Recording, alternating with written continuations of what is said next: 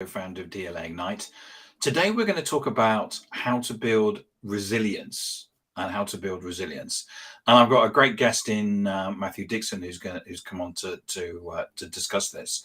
We're changing the format slightly because Matthew's going to talk through his top 5 books about building resilience, which I think is a great way of sharing the knowledge. And I know many people that watch this are big book readers and that anyway. So I think it's a great way of educating as well. Matthew, before we get into the books, where can people find you? Sure, yeah. My website's mindaid.ca, mindaid.ca, and it's got all my social media links there. That's the easiest way to find me. Mindaid as in on your name, just before your name on your name tag. Yeah, on the screen here, yeah. Brilliant. So before we get into the books, why don't you just give a little outline in terms of your journey, in terms of how you got here? Sure. So I'm in Canada. I got schizophrenia at the age of 22. Through university, before I got sick, I had some symptoms creeping up, but I didn't know that that's what was happening to me. I didn't know anything about mental illness. I bicycled across Canada in the middle of university. I wasn't feeling the best, but I could still do stuff like that. I was getting mostly A's in engineering. But when the disease hit, it hit hard, and it took 30 years to recover. Wow. I did. I'm feeling great these days. I'm still on my medication. You could say I'm not cured. You could say I'm finally managing my disease, but I feel pretty darn good.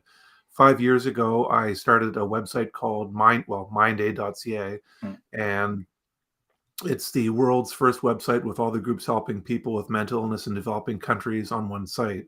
And it's starting to raise some eyebrows. So I'm very happy about that. So, yeah. So tell us about mindaid.ca, because I've been on the website, and as you say, that mental illness and mental health awareness is something that we should all we all need to know about.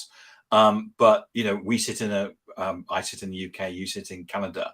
We live in fairly privileged worlds. There's lots of underprivileged people out there. How can we help those people? And that's what you're trying to do, isn't it? Yeah, so they've found Vikram Patel in the 90s. He's got a TED Talk. And he developed with others models of basic mental health care. These models are low cost, proven effective, and scalable. And the World Health Organization is trying to figure out the best way to roll them out to the masses. In the meantime, there are nonprofits that you probably haven't heard of that are doing this work, have been doing this work with these models of basic mental health care for years, helping thousands of people get their mental health back in developing countries, which is huge. And there's also another thing going on. Some people are actually kept in chains with a mental illness in developing countries. They estimate hundreds of thousands of people in 60 countries. And there's a platform called #BreakTheChains. The link's on my Mindaid website. And you can go there and sign a pledge to help unchain people. They're tied to a tree, tied to a bed, with their foot through a log so they can't move, tied up in the shed with not treated mental illness, which is what I went through, but untreated mental illness and poverty and war, perhaps. It's unthinkable. So this #BreakTheChains platform, Robin Williams' son, Zach Williams, is helping promote that, as is Tim Shriver, the founder of the Special Olympics, and Alison Janney, the Hollywood actress from the West Wing TV show years ago. So there are some big names behind this, and my website's a simple curation site. I'm not doing any of the actual work on the ground, getting people basic mental health care. I'm basically promoting these groups and trying to build their capacity and getting more people knowing about them so that more people can donate to them. So let's dig into your books that you've got. So which is the first book that you're going to recommend? So one of the top ones I recommend is The Survivor Personality. I found that probably 10, 12 years ago, and I thought, wow, why didn't I have this at the beginning of my recovery back in the 90s? So it's written by Al Siebert. And by the way, these books, they're all listed on my website. I've got a list there of my best mental health tips. You can find it on my website. So plus much more stuff. So the survivor personality, he studied people who had gone through things like the Holocaust, natural disasters, cancer, alcoholism, and studied them and tried to find out, how did you get through this? How did you thrive on the other side? And one of the main things he found was, for example, with cancer patients, they generally fall into three categories. The first group says, this is it. This is my time to die. My number's up, and that's it. And I just accept the fact that I will die. The second group says, Doc, I'm going to fight this, and I will do whatever you tell me to do to get better. The third group, labeled the survivors, say, Doc, I'm going to fight this, and I'm going to listen to what you have to say, but then I'm going to get a second opinion, and a third opinion, and a fourth opinion. They take their recovery into their own hands. And they are sometimes, not always, but sometimes labeled as difficult patients, because they say, you're not going to do that to me. I know what's best for my body. You're not going to do that to me. I'm the one in charge here. So it's the book is chock full of ways to get yourself better, and it's just phenomenal. Yeah, that's my top book. And remind us what that is again. The Survivor Personality by Al Siebert, Siebert. Excellent. So what's book number 2? Another great one for resilience is Unbeatable Mind by Mark Divine, as in divine intervention.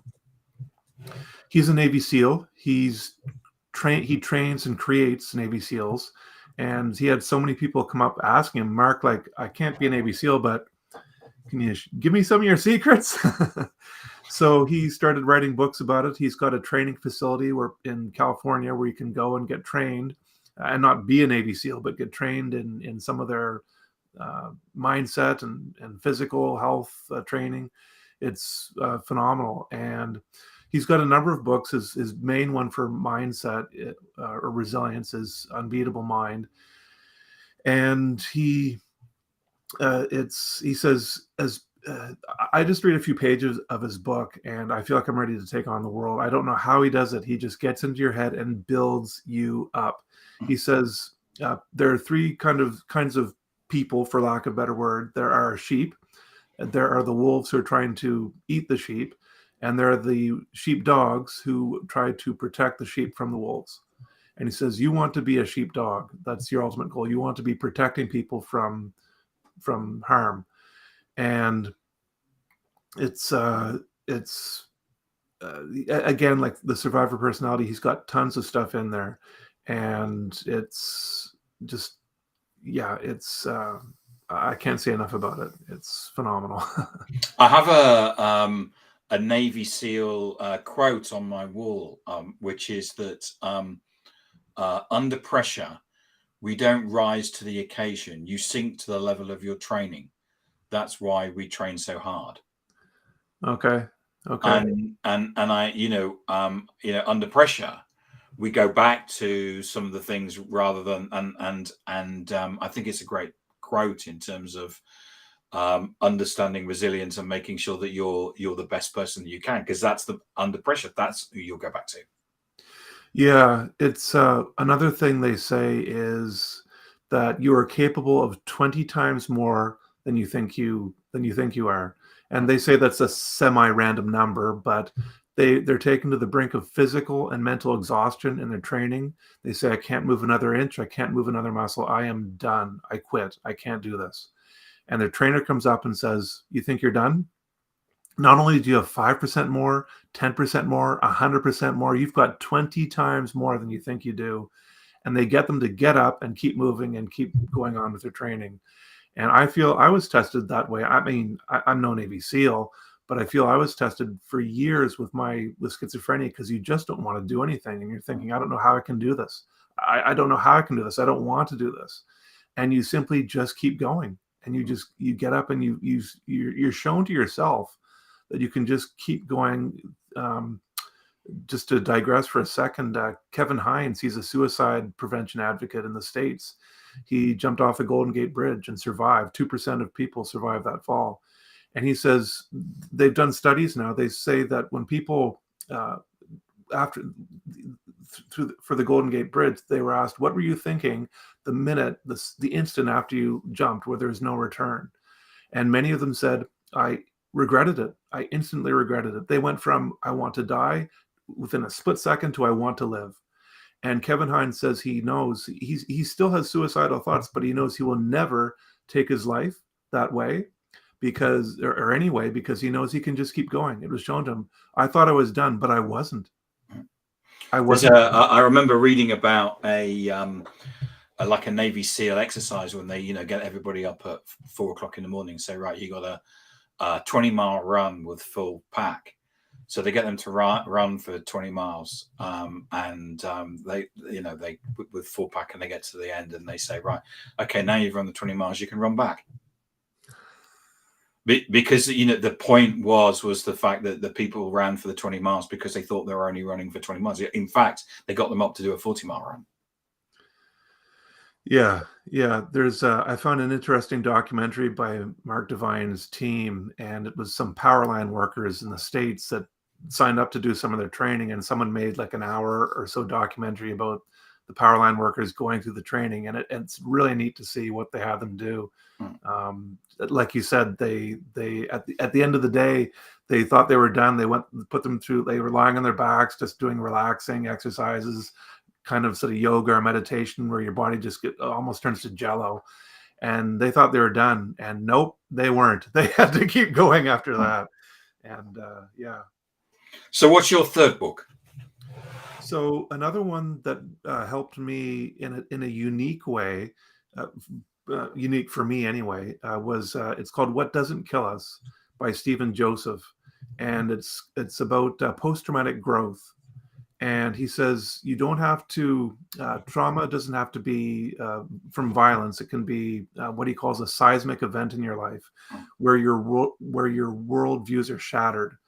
People get up in the morning and they sort of know what to expect. Things are just the way they are, but when really horrible things happen to you, your view of the world can be just shattered. And they say people fall into three categories.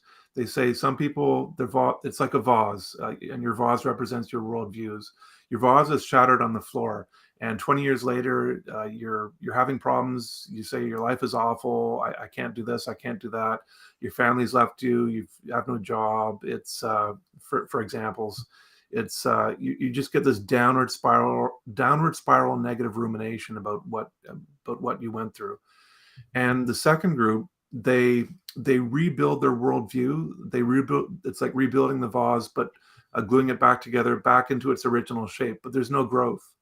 The third group, they take their trauma and they learn from it, and they incorporate it into a new vase. They glue it back together, but it's brand new. That's where they get the growth. And the way to do that is through what they call reflective rumination.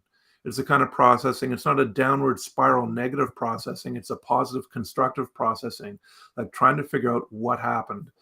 And I got schizophrenia. I've had no trauma in my life, but for me, what I was doing, and I didn't find this book till like 10 or 12 years ago. They told me when I got sick with schizophrenia to don't ruminate. You have to get up and keep busy, keep doing things. So I did for years. And after about 8 years or so, I said, I can't do this. I want to sit here and just think. Like, I need to do this because it makes me feel slightly better. And I was desperate for any kind of relief from the pain of schizophrenia. So I sat there and just thought, I defied doctor's orders. And I found this book later, and it's because what I was doing was I would sit there and I'd think, and every so often I'd have this little brainwave, like a little aha moment. And how I'd feel from that is I'd have more clarity of thought and an accompanying sort of lighter, less heavy-hearted, more lighthearted, just emotionally. And they just built on each other for over years. And I mean, today I can think things and I feel much happier. And I don't know whether it's because of this rumination that I was doing. I don't know. It could be a chicken and egg thing. And you could say, well, Matthew, you kept taking your medication. You kept trying to live a healthy lifestyle. Maybe it was just your body recovering anyway. All I know is I had an overwhelming desire to just sit there and think and try to figure things out. That's all I know. And I couldn't not do that. So that's the main theme of the book, is this reflective rumination and trying to So process stuff. that's what doesn't kill us by. What Doesn't Kill Us, it's called What Doesn't Kill Us, The New Psychology of Post-Traumatic Growth by Stephen Joseph. And again, the link's on my list of best mental health tips on my website. Fantastic. So your fourth book. Yeah, so Verbal Judo, The Gentle Art of Persuasion by George Thompson. And George was a police officer, and he saw some police officers doing things that so he said, how did you know how to do that? They said, oh, you just learn after a while. So he studied them, and he found out what they did and made it into this whole process called verbal judo. And he says verbal abuse is rampant. So many people use bad tones of voice, harsh words with so many people, and there's ways around it. So verbal judo, sometimes you have to use force, and this verbal judo won't help you in those situations, but the vast majority of disputes can be simply talked through. It's usually someone who's upset. They have no one to listen to them. They've never heard words of encouragement or praise. They're just at their wits' end, and they simply need to vent and get things out. So what you do is you stay calm. When people are upset and angry, as a police officer coming at you with a gun or a knife, stay calm. If you stay calm, it'll help de-escalate the other person. The second thing is find out where they are. You have to be able to read body language and have emotional intelligence to do that, but find out where they are. Do they need a hug? Are they even listening to you? Where are they in their mindset? Once you find out where they are, talk from their frame of reference, not yours. So often I'd walk into a room and say something, not being aware of where everybody was in the room, where each person was. So that's the main part of verbal judo, and simply de-escalating situations. They say you don't have to necessarily even like a person, but you have to respect them as a human being, being kind to them, empathize with them. And that book, there's tons of books on people skills. That book by far has changed the most of what I do in real life. Right. Okay. Another one that sort of accompanies that with the people skills thing, because psychologists say when people come in to talk to them about their problems, they often talk about the people in their life who are giving them a hard time. So the other one with people skills it's called Talk to Strangers by David Topus. And so many of us just get nervous around other people, especially strangers, people we don't know, or even people we don't know that well. They could be just people in the office or people in your neighborhood. You just get maybe nervous around them. When you find out how to talk to them and just be more relaxed around them, it's wonderful. And Talk to Strangers, David Topus, he has a gift of just talking to strangers, meeting new friends. The book sort of goes off onto another topic too, of how you can talk to people and make a new relationship with somebody and sort of steer that towards more sort of business goals. But he says you might just want to meet someone just for pure friendship too. So that's he says, how do you, when you're in public and there are people around, how do you just start up a conversation with somebody? How do you approach them? And the book's just chock full of tips on how to do that, on how to approach people. So that's I think that often, I mean, my parents were told me never to talk to strangers, and don't get into strangers' cars and that sort of stuff. And I think from an early age we're told to do that, and then of course we're thrown into the world of business or something like that, and they say, right, go and talk to that room of strangers. Really? Sorry, what? Yeah. And so there's you have this for example, my parents, I hate being late because of the fact that my parents always said don't be late.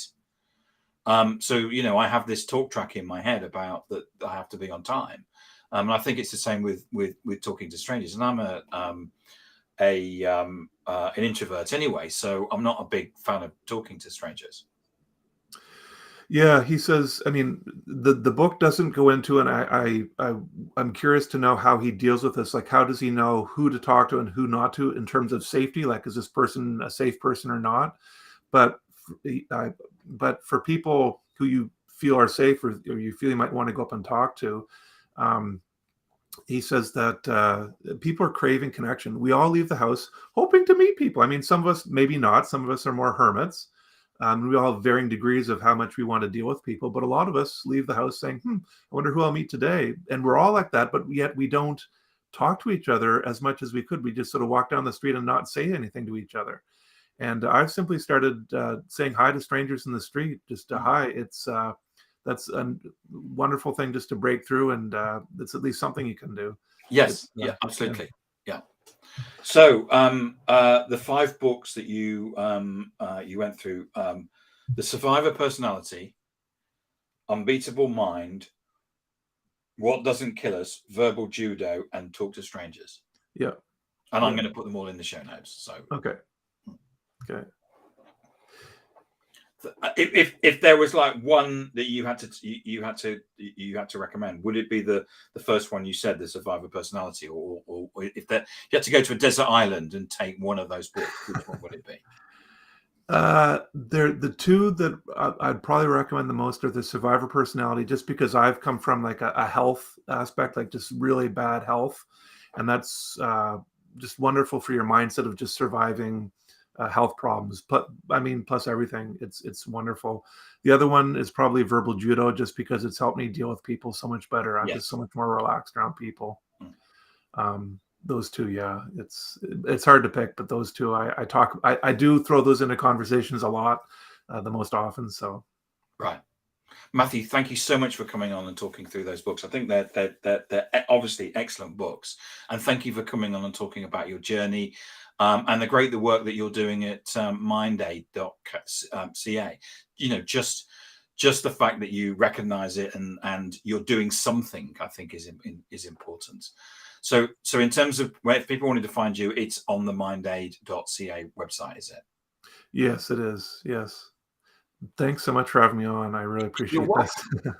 You're welcome. And as I said, I think I've never done an interview where we've walked through books. I'm a big book fan, and it's been really interesting having that as a conversation. I actually did a podcast where I was being interviewed about books just the other week, and it was just really interesting about when you read a book and you're passionate about it and then talking about it. And I think it's lovely. It's clearly the books that you've recommended, you're very passionate about, and it's just lovely hearing about the way you describe them. I must admit, I'm sort of like, I'm going to get off this and I'm going to go to Amazon and order them all, because it just the way that you describe it is you're, as I say, the passion just shows through. So thank you so much, Matthew, for coming on and talk about it.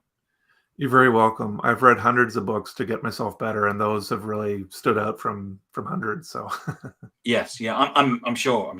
But it's great having those top 5. Thank you so much for coming on. So thank you so much for coming on and talking.